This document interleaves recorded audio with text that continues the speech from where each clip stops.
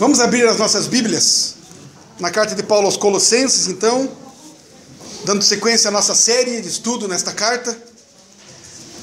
Hoje vamos ao capítulo 3, a partir do verso 22, até o capítulo 4, verso 1. Colossenses 3, 22 ao 4, 1.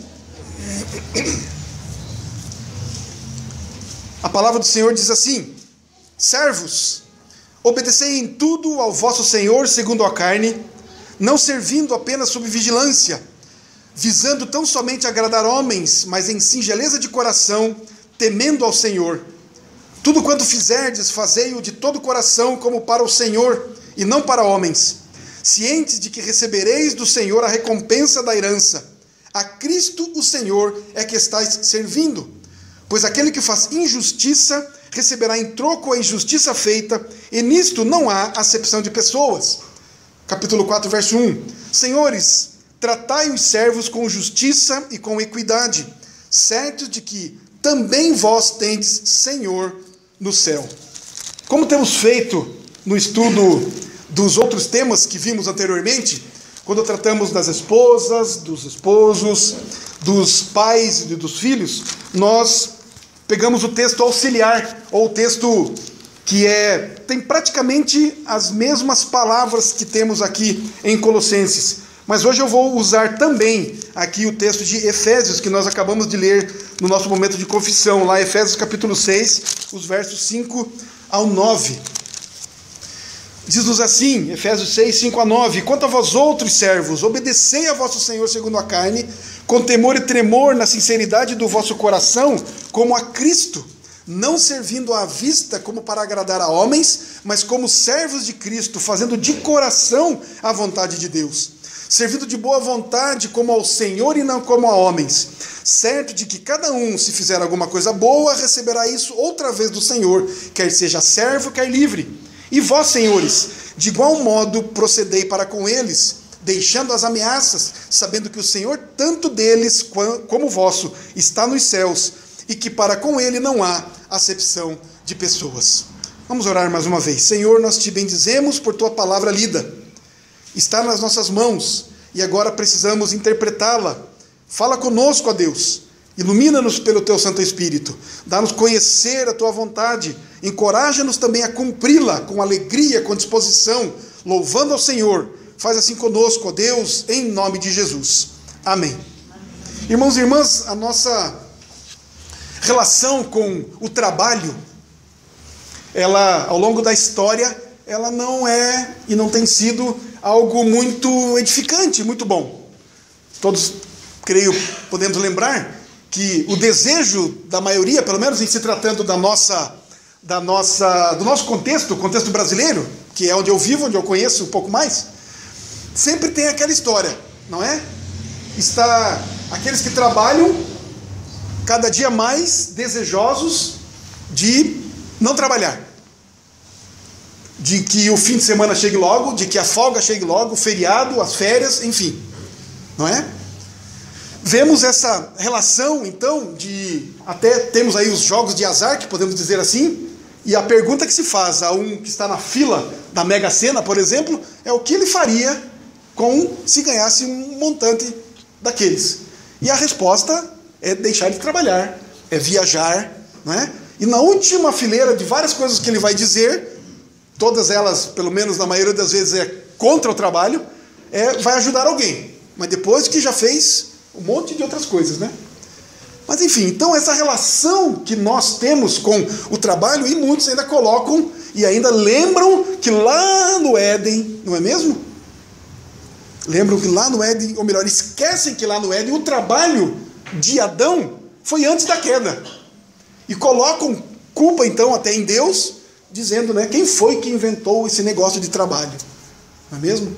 E de fato caiu uma maldição sobre o homem, que agora ele precisa suar para conseguir o seu pão, o pão de cada dia. Mas o trabalho já era dado a Adão antes da queda, e ele nomeava os animais e cuidava do jardim, não é mesmo? Enquanto Deus vinha visitá-los na viração do dia. O trabalho, portanto, na perspectiva cristã, na perspectiva bíblica, né, olhando para Deus, o que Deus fala é uma bênção. Mas, olhando para as nossas expectativas, o homem caído, o homem no pecado, o trabalho é algo terrível. Então, para os servos, para os empregados, não é? Para aqueles que são comandados, é uma tristeza. Pelo menos é o que temos podido ver nas reações, ações e reações da humanidade. Como também esse texto vai chamar-nos a atenção sobre aqueles que estão sobre os servos. São os patrões, não é? Os comandantes, aqueles que têm debaixo deles alguém para mandar, para ordenar, para comandar. Também não tem sido uma boa relação, não é? A compreensão de como isso deve ser. E aí então há muito conflito entre o comandado e o comandante. E aqui, em todas as áreas, se de alguma maneira você tem alguém que está debaixo da sua autoridade, seja uma irmã aqui, não é? Que tem alguém que a auxilia nos trabalhos domésticos, você é o senhor e aquele funcionário, mesmo sendo pago, é um servo. Qual é o tipo de relação que deve haver ali?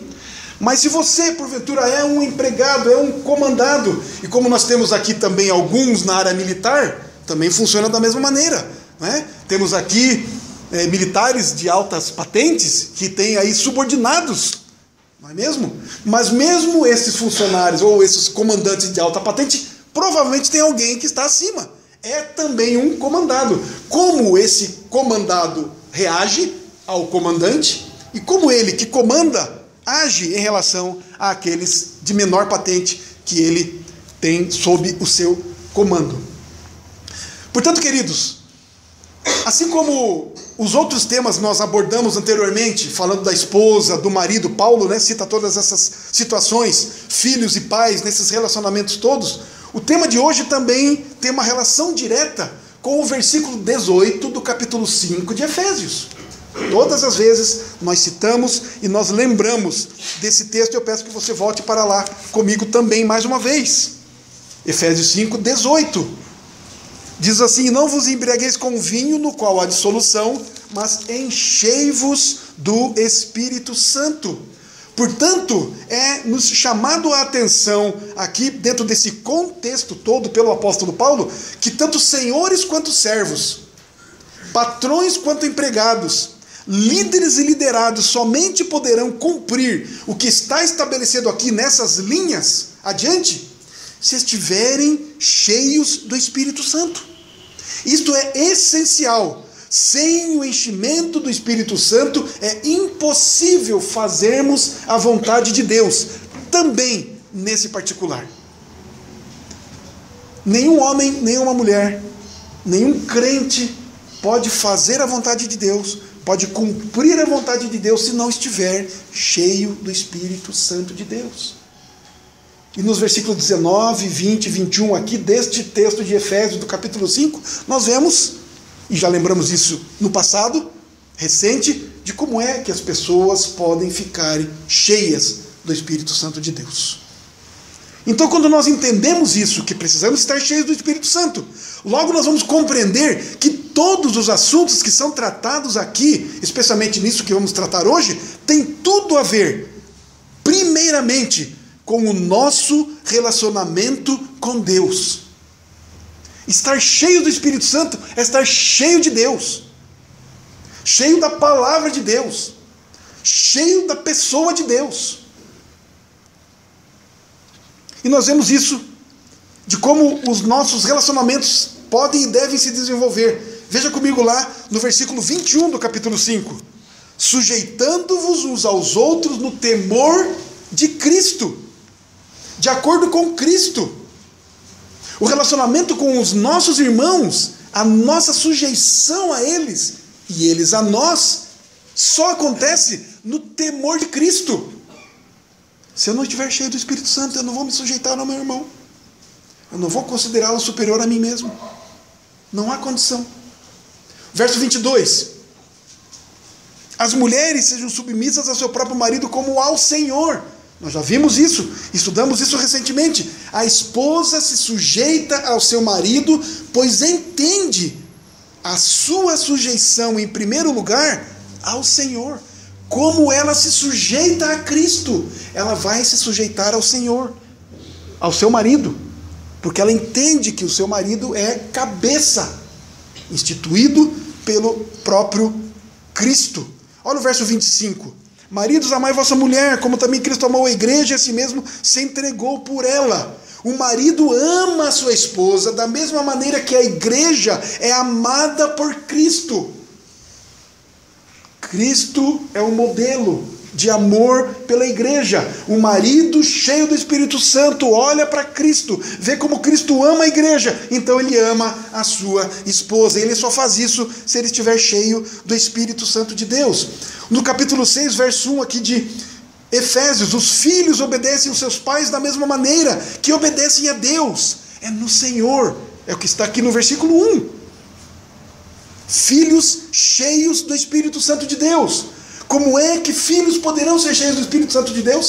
Mesmo filhos que não entendem, não compreendem, filhos recém-nascidos, como é que poderão ser cheios do Espírito Santo de Deus?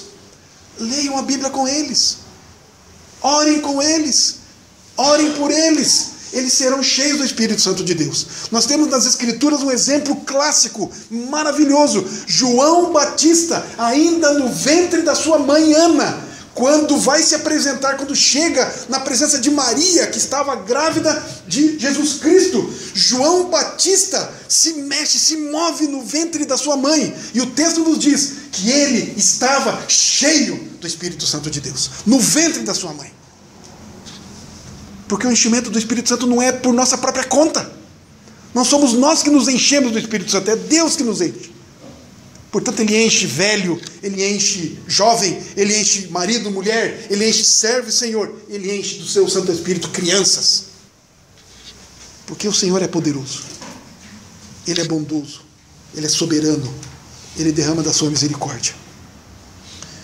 Da mesma maneira, agora, então, chegando nos versos 5 a 9, o escravo, e aqui servo, é escravo mesmo. É o que significa essa palavra. E nós já vamos ver um pouco mais a respeito disso. O servo, o escravo, vai obedecer ao seu senhor, porque ele tem um relacionamento de obediência, em amor pelo Deus que é Senhor sobre ele. De igual modo, o Senhor tratará o seu servo com dignidade, pois reconhece ser tratado com misericórdia pelo seu Senhor, o Deus que está no céu. Portanto, nós precisamos considerar se o nosso primeiro e principal interesse é a nossa relação com Deus. O nosso primeiro e primordial interesse não é o nosso relacionamento com os irmãos. Os maridos não é com a esposa em primeiro lugar. Das esposas com o marido, dos pais com os filhos, dos filhos com os pais, e nem servos com os senhores e senhores com os servos.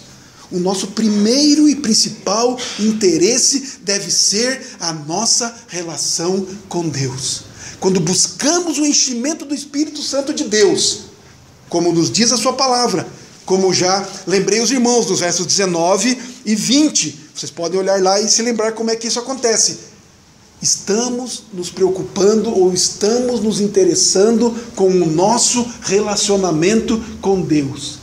Quando buscamos o enchimento do Espírito Santo, o desejo nosso é esse. O interesse é esse. O nosso relacionamento com Deus. Porque, queridos, nós não podemos nos esquecer também que a nossa vida neste mundo é extremamente breve, temporária. A palavra de Deus diz que ninguém vive mais do que 120 anos. Até certo ponto da história, até Noé, até uma certa época, o homem vivia 200, 300, Matusalém viveu 969 anos, se eu não estou enganado no número, o que mais viveu, pelo menos registrado nas Escrituras. Mas chegou um determinado momento que Deus falou, não, o homem não vai viver mais do que 120 anos. E nós podemos comprovar isso. Portanto, a vida nossa física nesta terra é breve. Comparado com a eternidade, 120 anos o que é? Portanto, a nossa preocupação deve ser, de fato, o nosso relacionamento com Deus. Porque o nosso relacionamento com os demais aqui nesta terra é breve. É temporário. Logo nós vamos para a eternidade. Portanto, a nossa preocupação primeira deve ser com a eternidade, com o nosso relacionamento com Deus. Se de alguma maneira os nossos pensamentos, as nossas conversas dão a entender de que esta vida e este mundo são tudo para nós, então nós não entendemos o cristianismo. Se todo o empenho que nós temos para viver nesta vida tem a ver com este mundo, tem a ver com as coisas deste mundo, se o que desejamos estudar, se no que desejamos avançar nos estudos, se o que queremos fazer com o trabalho que temos, crescer no trabalho, galgar postos melhores, ganhar mais dinheiro, se isso tem a ver com a nossa vida aqui na terra, somente nós não entendemos o que é ser cristão. É claro que devemos fazer todas essas coisas todas sendo justas, devem ser buscadas por nós, devemos nos empenhar sim. Senão daqui a pouco ninguém mais trabalha, ninguém mais estuda, ninguém faz mais nada. Não é isto. Pelo contrário, devemos nos empenhar, devemos fazer o melhor, devemos ser exemplos para a sociedade que não conhece a Deus. Nos estudos, no trabalho, sermos de fato exemplos, modelos para os demais. Você é um cristão, tem que viver de forma diferente, mas não é por causa da vida neste mundo. É por causa do nosso relacionamento com Deus. Se não for assim, nós não entendemos o que é ser cristão. Esse ensino, portanto, está no Antigo quanto no Novo. Entendermos que nós pertencemos a outro reino, o reino de Deus, que nós temos um Senhor que é soberano sobre nós, e em todas as esferas dos nossos relacionamentos nós manifestamos ou devemos manifestar essa relação singular, especial, particular, bendita. Toda a relação que temos, como temos visto, essa relação familiar, essa relação entre servos e senhores, deve manifestar esse entendimento que temos que não somos daqui, pertencemos a outro reino, a outra esfera. Assim nós precisamos lembrar que Paulo, quando inspirado pelo Espírito Santo, ensina como é que o cristão deve viver na sociedade. A maneira como ele se comporta no relacionamento uns com os outros, marido e mulher, pais e filhos, servos e patrões, enfim, diz muito do que essa pessoa entende como cristianismo. O que é ser cristão? É a maneira como nós nos comportamos. É a maneira como nós agimos e reagimos às questões da vida nos nossos relacionamentos. Com a boca nós proclamamos a verdade do Evangelho que nos alcançou. E com a nossa vida, nós confirmamos se o testemunho é verdadeiro. Devemos falar com a boca do Evangelho e viver aquilo que dizemos.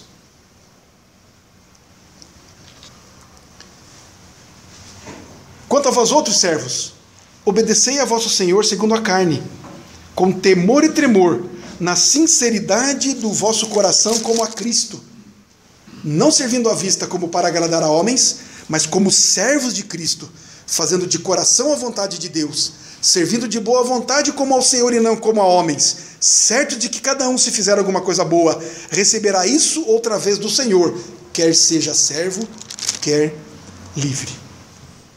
Quando Paulo escreve isso, ele escreve no contexto do Império Romano.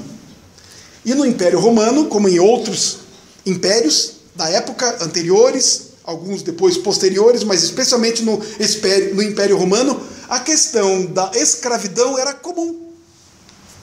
Era normal. No Império Romano havia cerca de 60 milhões de escravos em todo o Império. Eles eram a força de trabalho daquela sociedade romana.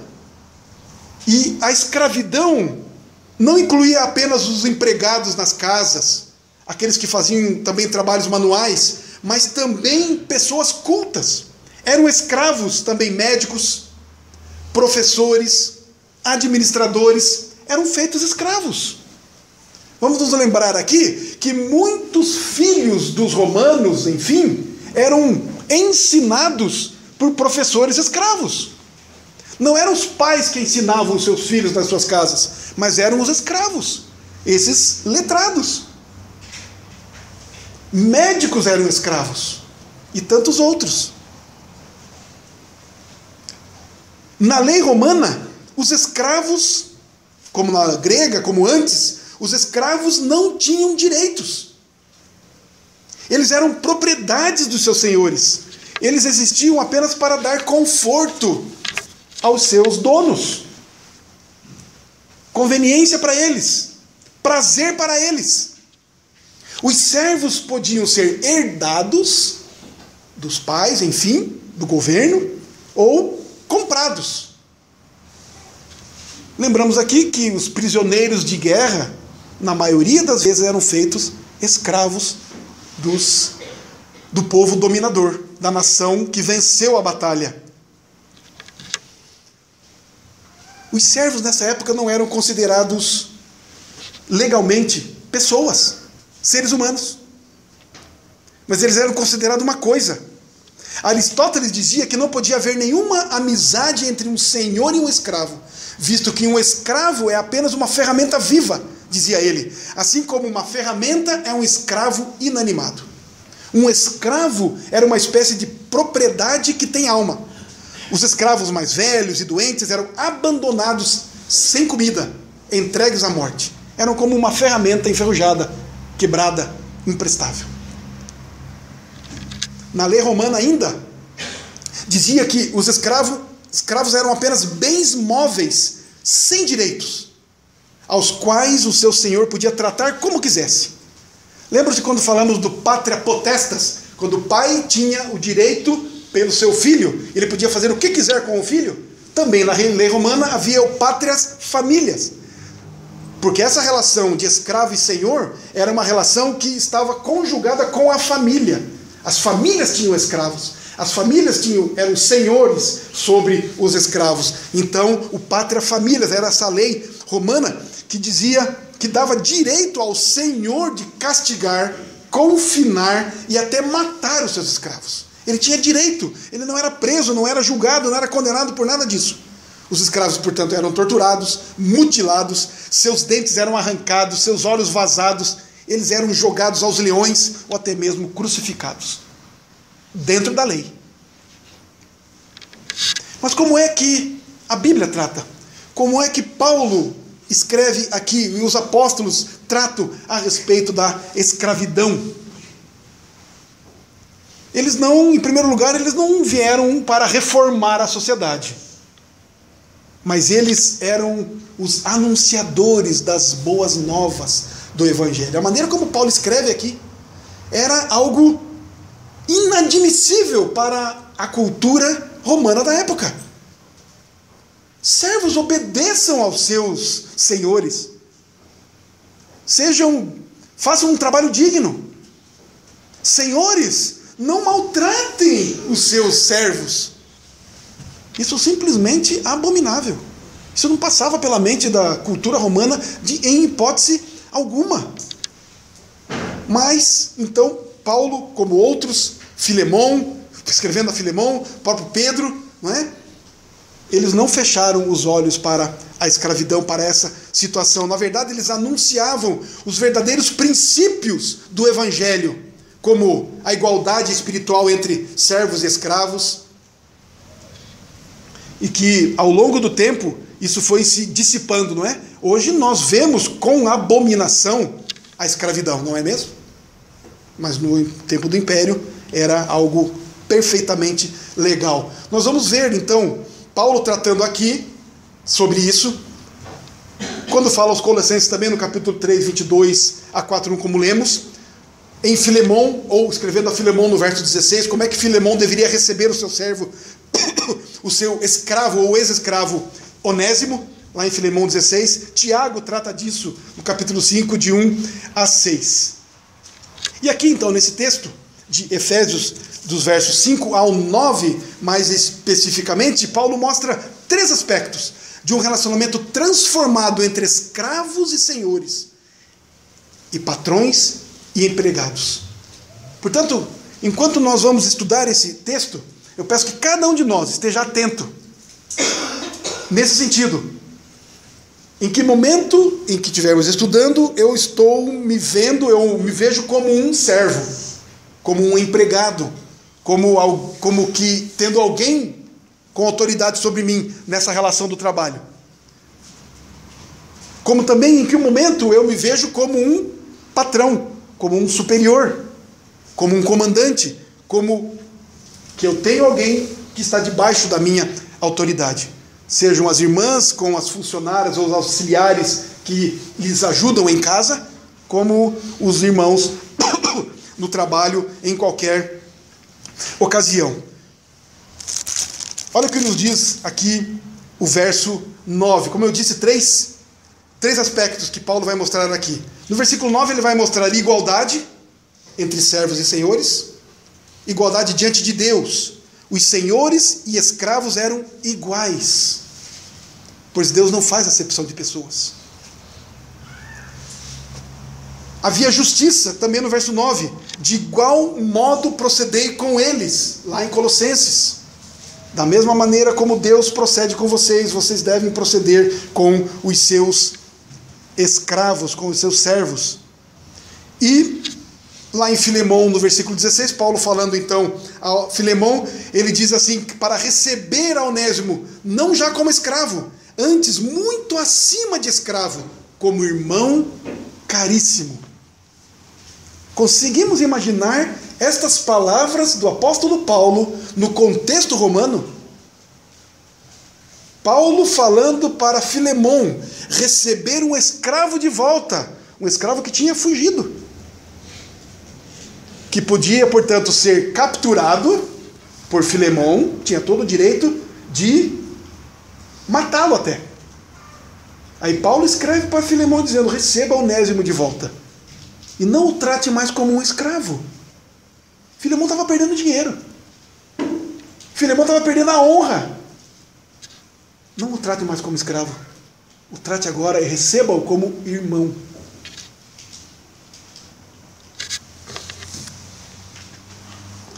Qual é o dever, então, dos empregados em relação aos seus patrões? Se você é um empregado, se você tem alguém sob autoridade, como deve ser a obediência? Olha os versos 5 a 7 de Efésios, então. No capítulo 6. Quanto a vós outros servos, obedecei a vosso Senhor segundo a carne, segundo o que está estabelecido aqui no nosso dia a dia, com temor e tremor, na sinceridade do vosso coração. Os empregados, portanto, devem obedecer aos seus patrões com respeito, com temor e tremor. Isso não é com medo, mas com respeito, mesmo que o patrão não mereça esse respeito. Assim mesmo o servo deve servir o seu patrão com sinceridade verdadeira, como se estivesse servindo o próprio Cristo. É assim que trabalhamos? É assim que servimos? A empresa que trabalhamos? Se somos funcionários do governo, tem um senhor ali. Se trabalhamos em qualquer repartição, se trabalhamos em qualquer um desses lugares no governo, tem um chefe, como é que nós servimos? É com respeito? É com sinceridade que fazemos o serviço que é posto nas nossas mãos? Como que nós fazemos? Com sinceridade verdadeira, como se nós estivéssemos servindo a Cristo. Como é que servimos a Cristo? Como é que adoramos e louvamos o nosso Deus? É com sinceridade? É com empenho? É com desejo verdadeiro na alma? Da mesma maneira devemos trabalhar aonde nós estivermos, não importa o salário. Não importa se o chefe é justo, se é gente fina, se é amigão, se é numa repartição do governo, não interessa se o governo é honesto ou não. Como é que eu devo servir? Como um cristão, cheio do Espírito Santo. Pedro diz assim, na sua primeira carta, no capítulo 2, versos 18 e 19. Servos, sede submissos, com todo temor ao vosso Senhor. E aqui Senhor é com letra minúscula, portanto é o Senhor que está sobre ele na terra. Não somente se for bom e cordato, mas também ao perverso. Porque isso é grato, isso agrada a Deus. Que alguém suporte tristezas, sofrendo injustamente por motivo de sua consciência para com Deus. Portanto, me parece que eu posso enxergar aqui, aplicar essa palavra de Pedro à greve. Fazer greve, quebrar tudo aí. Porque o patrão não me paga, isso, aquilo.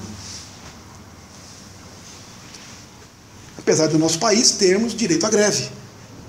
Não é? Legalmente podemos fazer a greve, de acordo com a lei de greve. Mas, como cristão, pelas Escrituras, creio que não seria nem um pouco admitido.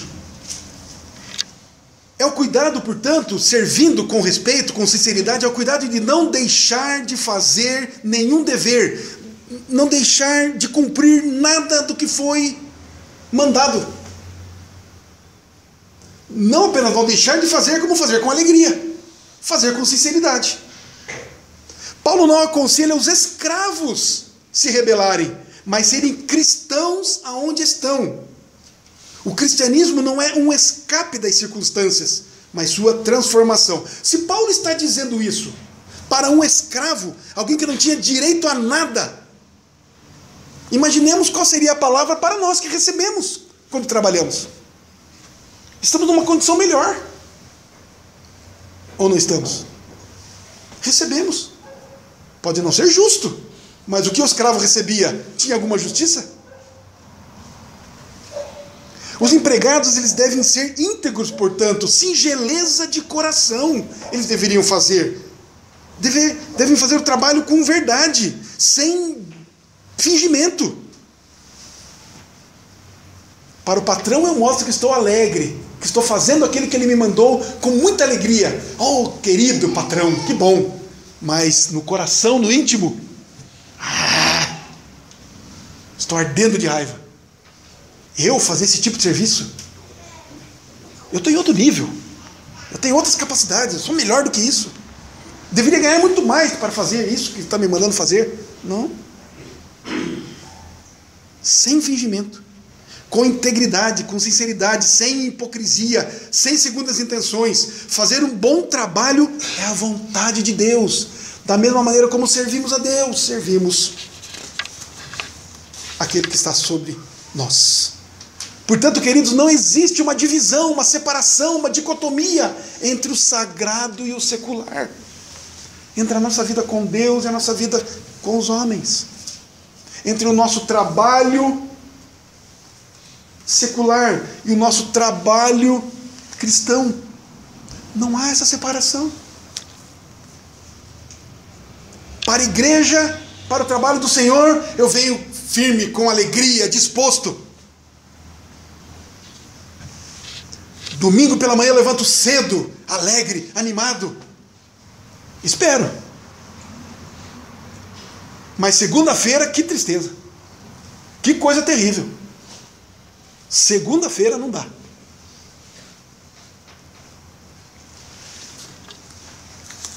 Não há essa separação. Quando você é um bom funcionário, isso redunda em glória ao nome de Cristo. Deve ser como um culto que agrada a Deus. O empregado precisa ser honesto, honrar a sua empresa, respeitar o seu patrão, fazer o serviço com dignidade, com alegria, com sinceridade, como se estivesse fazendo a Deus, ao próprio Senhor que nós estamos servindo. Portanto, os escravos, os empregados, os comandados devem ser coerentes espiritualmente. É como ao Senhor está nos dizendo o versículo 5. Quanto a vós outros servos, obedecei a vosso Senhor, segundo a carne, com temor e tremor, na sinceridade do vosso coração, como a Cristo. Significa, portanto, que o empregado deve encarar a obediência ao seu Senhor terreno como uma espécie de serviço prestado ao próprio Senhor Jesus. Essa é a essência da submissão da esposa ao marido, dos filhos aos pais e dos empregados aos patrões. Eles devem obedecer não porque são servos. Eles devem obedecer porque são servos de Cristo. Devem ser leais aos seus patrões, por causa do compromisso que têm com o senhorio de Cristo. Em primeiro lugar, nós devemos, portanto, obedecer às regras da empresa, tudo que nos é ordenado, por conta de que nós também temos essa disposição dada por Cristo para obedecer a Ele, às leis de Deus. Da mesma maneira devemos obedecer o que nos é dado para fazer. Portanto, um empregado crente, mas infiel, que faz corpo mole, que trai o seu patrão, a sua empresa, que não dá o melhor de si, está traindo o próprio Senhor Jesus. Nos lembramos disso? Somos traidores de Cristo. Se fazemos qualquer coisa, temos qualquer desvio de conduta no nosso trabalho. E ainda que Paulo aqui não está nem tratando, que ele trata em outros lugares, de que quando sabe que somos crentes, envergonha o Evangelho. Envergonha o Evangelho de Cristo. Pessoas deixam de se dobrar ao Evangelho, de vir a Cristo, de buscar o conhecimento de Deus, por conta do nosso testemunho no trabalho. Estamos lá numa rodinha reclamando da empresa, falando mal do governo, falando mal dos empregados, falando mal do serviço. Sou um crente. E quando não falo, escuto e ainda apoio quem está falando. Sou um crente. Estou envergonhando o Evangelho. A gente se toca dessas coisas, se lembra. A convicção do trabalhador crente é que cada trabalho que realiza deve ser suficientemente bom como para apresentá-lo ao Senhor. É um culto ao Senhor. É uma liturgia ao Senhor. O crente deve ir ao trabalho e ao templo com a mesma devoção. É o que acabei de lembrar, não é? Quando a gente vem ao culto, quando a gente vem ao templo, a gente vem com alegria, vem com disposição, com devoção ao trabalho também. Segunda, terça, quarta, da mesma forma. De manhã, de tarde, de madrugada, qual o trabalho for.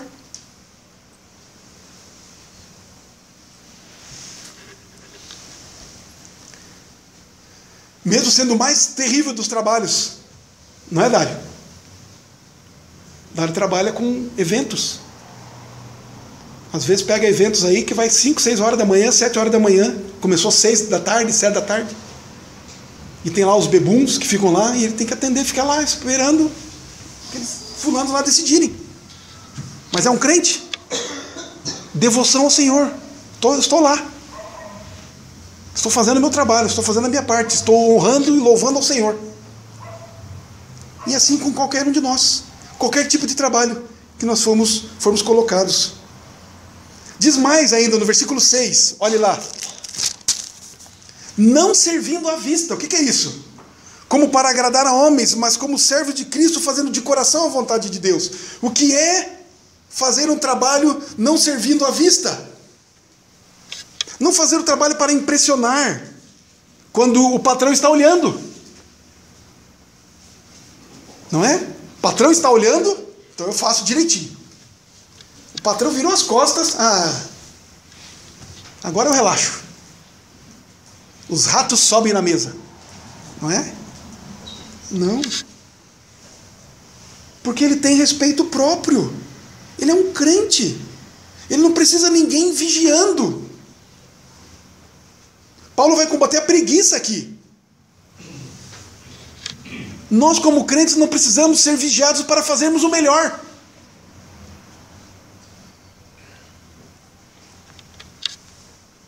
O propósito de um crente não é ficar bajulando o patrão. Os crentes, e nós somos crentes, temos dignidade, temos respeito próprio. O empregado honesto não trabalha apenas quando o patrão está olhando. Eles sabem que Jesus está olhando, e é a Jesus que eles querem agradar. Eles não se satisfazem com um trabalho mal feito. Sabe aquela história de colocar a sujeirinha debaixo do tapete? A dona de casa pode não ver na hora, né? Mas ela vai ver depois. Nós não podemos fazer assim. Mas diz mais, olha o versículo 7, servindo de boa vontade, como ao Senhor e não como a homens. Esse é o aspecto positivo. Os empregados servem aos seus patrões de boa vontade, como se estivessem servindo a Cristo, nós já vimos isso. Paulo, portanto, combate aqui o pecado da desonestidade. O empregado crente considera-se escravo de Cristo e por isso tudo o faz. E o faz com toda a sua alma e alegremente. O seu coração e alma estão a serviço de Cristo. E ele sabe que o Senhor é também o seu juiz. Olha os versos 22 e 23 do capítulo 3 de Colossenses, que é similar a esse texto de Efésios. Colossenses 3, 22 e 23. Servos, obedecem em tudo o vosso Senhor, segundo a carne, não servindo apenas sob vigilância, visando somente agradar homens, mas em singeleza de coração, temendo ao Senhor. Tudo quando fizerdes, fazei-o de todo o coração, como para o Senhor, e não para homens. A primeira aplicação ou interpretação desse texto, dessa frase, tudo quanto fizerdes, fazei de todo o coração, é nessa relação de patrão e empregado. É claro que devemos fazer todas as coisas para a glória do Senhor, porque 1 Coríntios 10, 31 vai dizer exatamente isso. Quer comais, quer bebais, ou façais outra coisa qualquer, fazei tudo para a glória de Deus. Mas esta palavra de Colossenses aqui está, em primeiro lugar, falando a respeito desta nossa relação patrão e empregado. Façamos para agradar a Deus, não para agradar o patrão, em primeiro lugar. Voltando lá para Efésios, capítulo 6, agora o verso 8. Então, fazendo isso, o que diz no verso 6? Não faça para aparecer, para dar uma de bonzão diante do teu patrão quando ele está vendo. No 7 diz, faça de boa vontade, como ao Senhor e não como aos homens. E aí no versículo 8, olha a recompensa. Certos de que cada um, se fizer alguma coisa boa, receberá isso outra vez do Senhor, quer seja servo, quer seja livre. Não que no tempo romano só houvessem escravos. Havia também outros trabalhadores que recebiam. Não é? Portanto, é o que ele diz aqui. Se você é um escravo e não recebe nada por isso, sirva ao Senhor. Você vai receber do Senhor. Se você é um funcionário que recebe pelo serviço que faz, sendo escravo ou livre, portanto, faça como se estivesse fazendo ao Senhor. Você vai receber do Senhor a recompensa. Não é? Portanto, certos de que é uma palavra que Paulo dá aqui, uma palavra de estímulo para nós.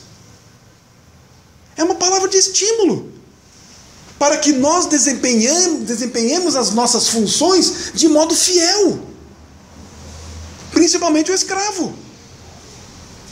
Todo bem que você fizer vai voltar para você, diz aqui, se fizer alguma coisa boa, não é o que está escrito aqui? Você vai receber do Senhor.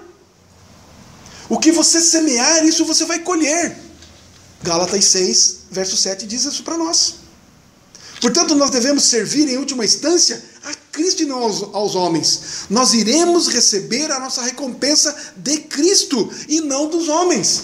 E claro que não necessariamente a recompensa que vamos receber seja uma recompensa financeira, seja uma posição melhor. Não necessariamente. Mas vamos receber do Senhor. Porque há pouco falamos que a nossa vida é breve. Não mais do que 120 anos. Mas que recompensa teremos, e nós já temos, os que somos do Senhor, na eternidade. Pela eternidade. Por toda a eternidade. Que recompensa temos? De estarmos já assentados nos lugares celestiais, e estaremos, quando Cristo voltar, eternamente com Ele na glória. Sendo cuidados pelo Senhor e adorando ao Senhor por toda a eternidade. Mas o versículo 9 trata agora dos senhores, dos patrões, dos comandantes. E vós, senhores, de igual modo, procedei para com eles, Da mesma maneira como os servos devem servir ao Senhor, ao seu Senhor, como servem a Cristo, vós que são patrões, comandantes, devem tratar os seus servos como vocês mesmos são tratados por Deus.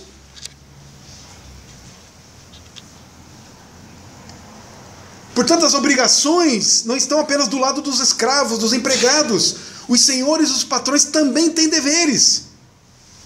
E isso, uma vez mais, nos tempos de Paulo, causou uma revolução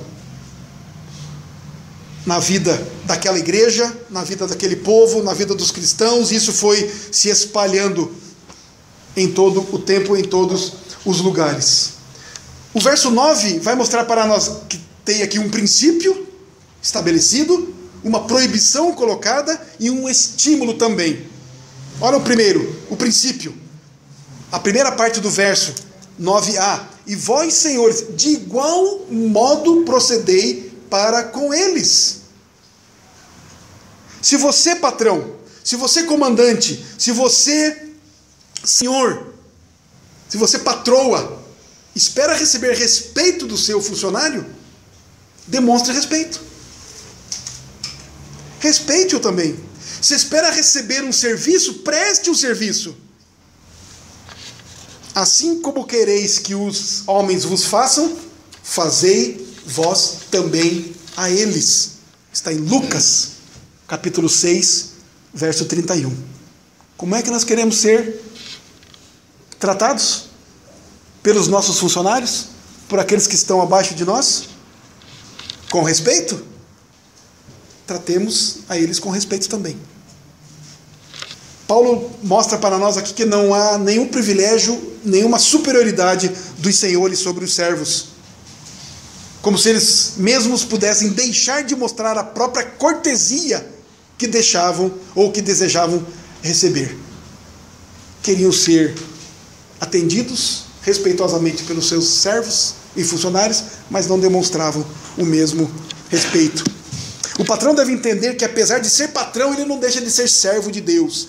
Deus é o seu juiz. Ele vai prestar conta. Se o patrão espera receber o melhor do seu empregado, deve fazer também o melhor para ele. O patrão não pode explorar os seus empregados. O problema do trabalho ficaria resolvido se tanto o empregado como o patrão observassem a palavra de Deus. Essa discrepância que nós vemos nos nossos dias, tendo que ter leis para estabelecer essa relação entre patrão e empregado, como temos no nosso país, isso é algo que não precisaria de existir se, de fato, o nosso país fosse verdadeiramente cristão, como diz que é. Não é? Façamos uma pesquisa no IBGE, vai dizer que o país é 90% cristão. Entre católicos e protestantes, pode chegar nesse número. Mas e que cristianismo é esse? Que precisa de lei para regular essa relação, e mesmo essas leis não são tão justas assim. E quando alguma é ainda justa, é desrespeitada. Não é? Então, em primeiro lugar, ele coloca esse princípio. Homens ou patrões, tratem com respeito. Querem receber respeito? Tratem com respeito. Mas há uma proibição aqui. É a segunda parte aí do verso 9. Deixando as ameaças. Não ameace. Se você não fizer isso, eu te mando embora. Se você não fizer isso, faço aquilo. Nesse tempo, se você não fizer isso, eu te mato. Não é? No tempo de Paulo, esses escravos viviam nesse clima de medo e de ameaças. O patrão crente precisa abandonar essa prática de ameaçar os seus empregados. Os empregados devem ser tratados com bondade, respeito e nunca com violência ou humilhação. Às vezes podemos fazer essas coisas sem dizer uma única palavra. Podemos humilhar aqueles que estão debaixo da nossa autoridade sem dizermos uma palavra. Tratarmos com desdém, não é? Enfim, sabemos como humilhar alguém. A autoridade dos maridos, dos pais e dos patrões é uma oportunidade para servir e para cuidar, e não para oprimir. Humilhar ou ameaçar um empregado por ele ser mais fraco é um grave pecado aos olhos de Deus. Um patrão pode esmagar o empregado pagando-lhe um salário de fome, ou não lhe pagando, como era o caso dos escravos. Vamos ver lá Tiago, capítulo 5? Tiago 5.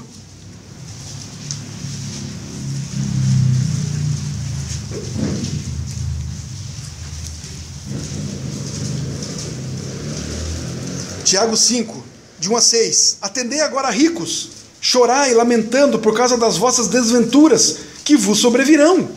As vossas riquezas estão corruptas, e as vossas roupagens comidas de traça. O vosso ouro e a vossa prata foram gastos de ferrugens, e a sua ferrugem há de ser por testemunho contra vós mesmos, e há de devorar como fogo as vossas carnes. Tesouros acumulastes nos últimos dias. Eis que o salário dos trabalhadores que ceifaram os vossos campos, e que por vós foi retido com fraude, está clamando. E os clamores dos ceifeiros penetraram até aos ouvidos do Senhor dos Exércitos.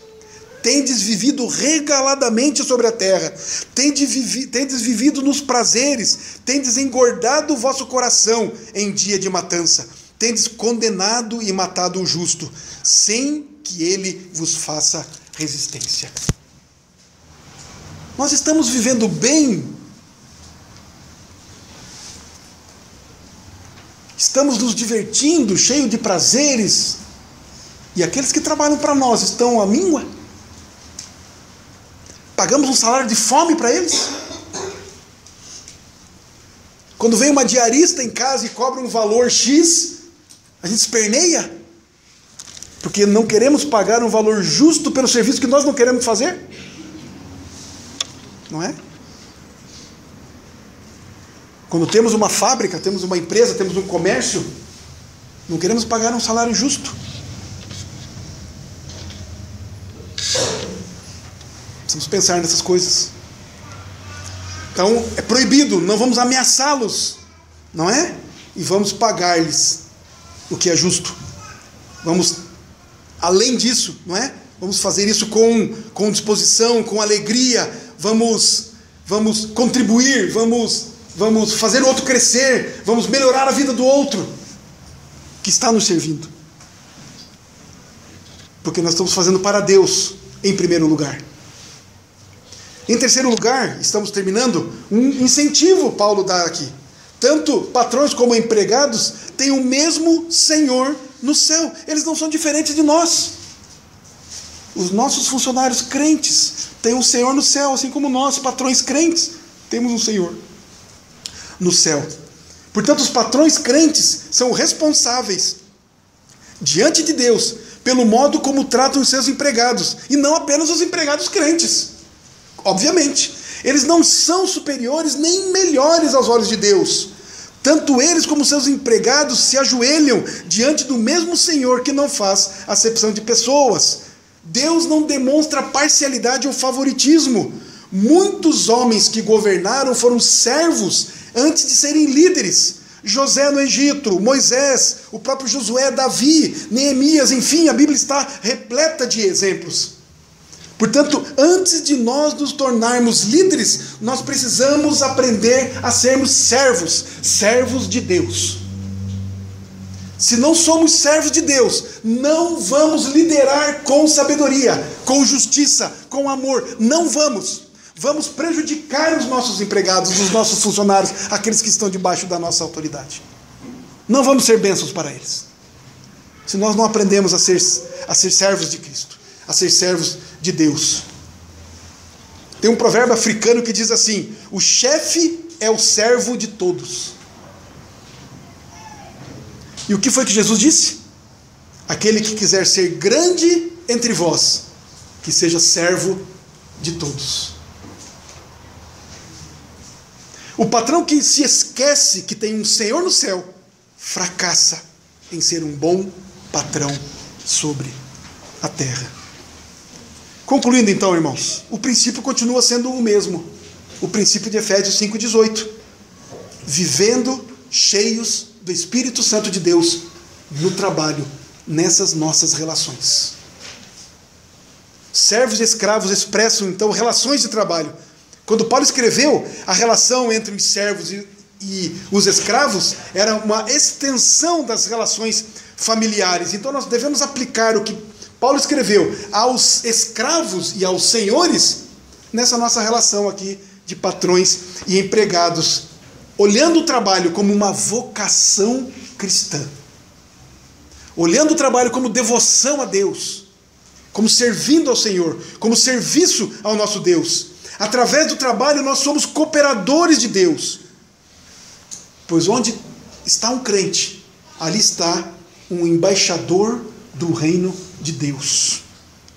Por isso ele trabalha, por isso trabalhamos, servindo de boa vontade como ao Senhor e não como a homens.